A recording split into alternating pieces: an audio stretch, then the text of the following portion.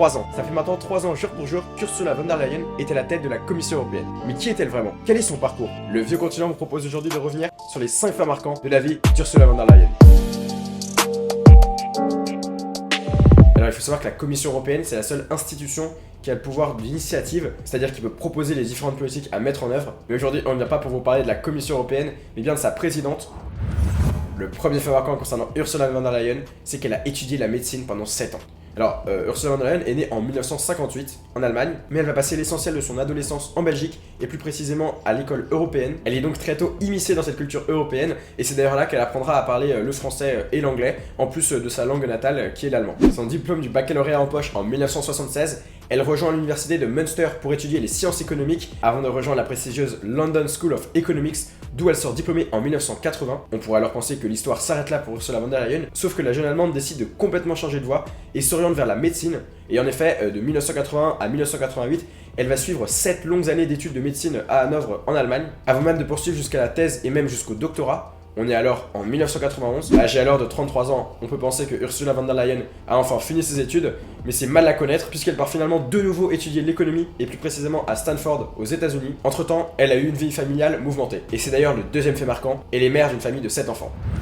Durant son enfance, Ursula von der Leyen est tout de suite plongée dans le cœur de la politique et surtout de l'Europe, son père étant en effet l'un des plus grands fonctionnaires européens au moment de la création de la communauté économique européenne. Son père va par la suite retourner en Allemagne où il va devenir député. De ce côté, Ursula va se marier avec le médecin Heiko von der Leyen, avec qui elle aura 7 enfants. Elle exerce d'ailleurs au début la même profession que son mari, on a vu, elle a fait des études de médecine, avant de se tourner ensuite vers la politique comme son père. Ursula von der Leyen évoque d'ailleurs souvent sa famille lorsqu'elle s'adresse à la presse allemande, et c'est d'ailleurs fort de son expérience de mère de 7 enfants qu'elle sera à l'origine des premières lois en faveur du salaire parental, dont on vous parlera un peu plus tard dans la vidéo. Avant de passer au troisième fait marquant, n'oubliez pas de vous abonner, c'est très important pour nous dans le cadre du référencement, afin qu'on puisse être davantage recommandé par YouTube et que nos vidéos puissent se développer.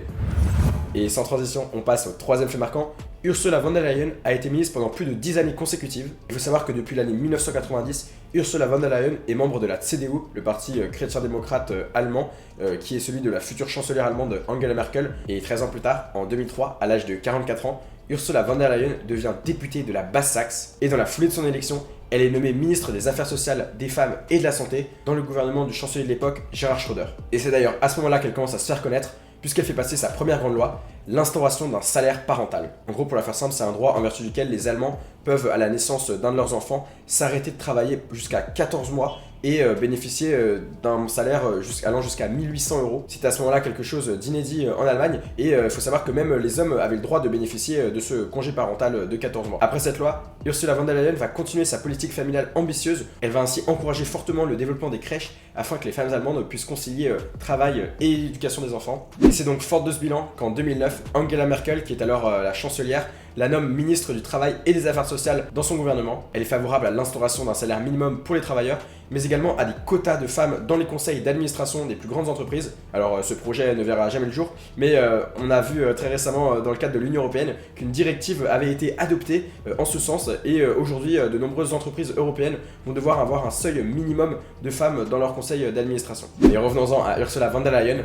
En 2013, c'est une petite révolution. Elle devient la première femme à devenir ministre de la Défense. Sa carrière prend alors une toute autre tournure. Cette promotion va en effet lui entraîner une forte impopularité. Et c'est d'ailleurs le quatrième fait marquant, l'impopularité d'Ursula von der Leyen.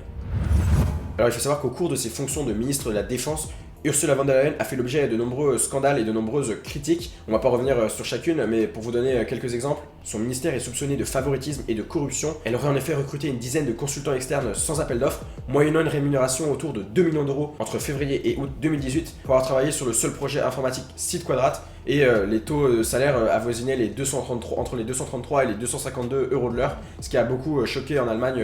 Son bilan en tant que ministre de la Défense a aussi été beaucoup critiqué par les médias, qui lui reprochent notamment des équipements militaires trop vieux, une mauvaise gestion du budget, mais aussi il ne faut pas oublier qu'Ursula von der Leyen était la première femme à devenir ministre à ce poste, et il a donc voulu un peu bousculer les codes de cette institution. Elle va par exemple annoncer la fin de la tradition des honneurs pour des officiers qui auraient servi Hitler lors de la Seconde Guerre mondiale, et dans ce monde très masculin de l'armée, elle n'a pas réussi à se faire apprécier en dénonçant notamment la faiblesse de certains officiers, ce qui ne va pas l'aider à remonter sa cote de popularité. Elle est alors en difficulté dans son pays, mais elle va finir par rebondir en devenant présidente de la Commission européenne. Ce côté quelque peu impopulaire a d'ailleurs refait surface assez récemment dans le cadre des élections législatives qui se tenaient en Italie en septembre dernier. Vous pouvez d'ailleurs voir notre revue d'actualité européenne à ce sujet.